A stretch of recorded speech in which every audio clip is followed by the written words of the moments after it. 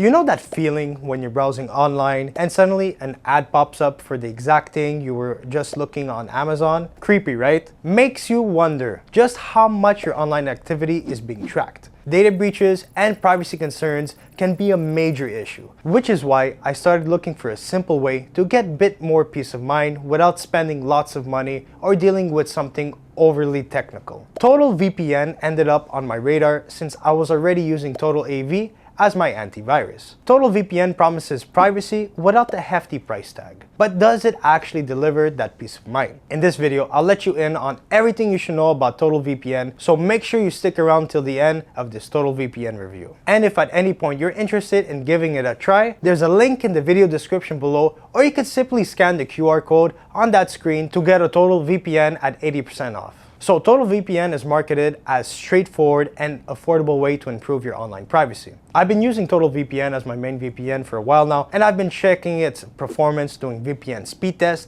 and trying it out for all my other regular stuff. Browsing different news sites, keeping my data secure while using the sometimes sketchy Wi-Fi at the local coffee shop, and even streaming some shows only available in other countries on different services like Netflix or Hulu. Okay, so what does TotalVPN actually do?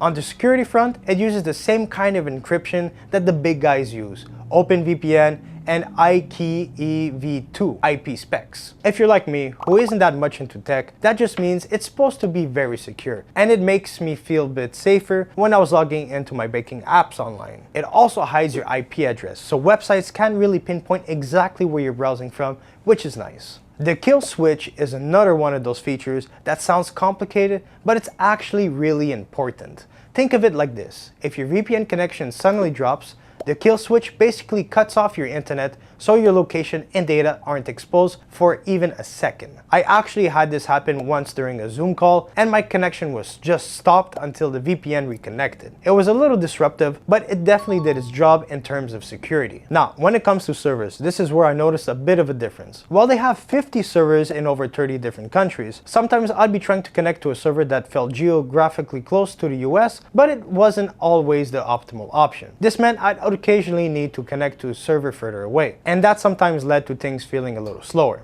especially during peak hours when everyone seems to be streaming Netflix at the same time. Now, on the plus side, TotalVPN's pricing is definitely a winner at $99 per year. So for someone who's trying to find the best budget VPN, TotalVPN is worth checking out. And it's super easy to use. I didn't have to go through a bunch of complicated settings to get it working. Plus, having it all integrated with my TotalAV app just makes things simpler. One less app to worry about. It's nice having your security all in one place. But there were definitely some downsides for me. The limited number of servers sometimes meant I couldn't always get the fastest connection, especially when I was trying to stream content that hosted on servers further away. There were a few times when things got a little laggy, which was frustrating when I was trying to unwind with a movie after work. Also, I missed some of the more advanced features that I've gotten used to with my previous VPN, like split tunneling. Sometimes I just gotta use my local internet for work and the VPN to watch Netflix on my second screen, but TotalVPN just doesn't offer that option. So, how's TotalVPN's pricing? TotalVPN usually has a few different subscription options,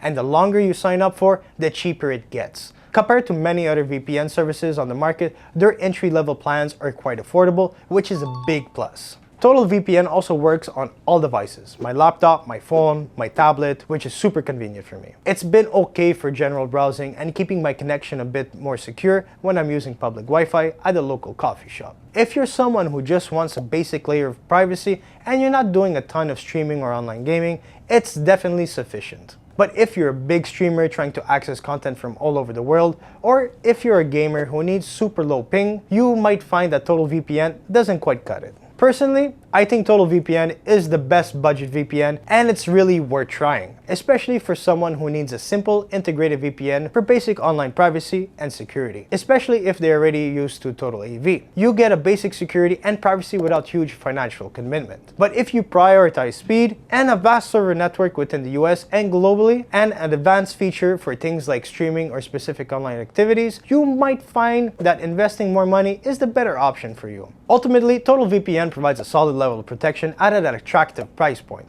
But be aware of its limitations and server selection and advanced features. But if it sounds like it could be the right fit for you, click the link in the description or scan that QR code on the screen to get 80% off the best budget VPN I've tried so far.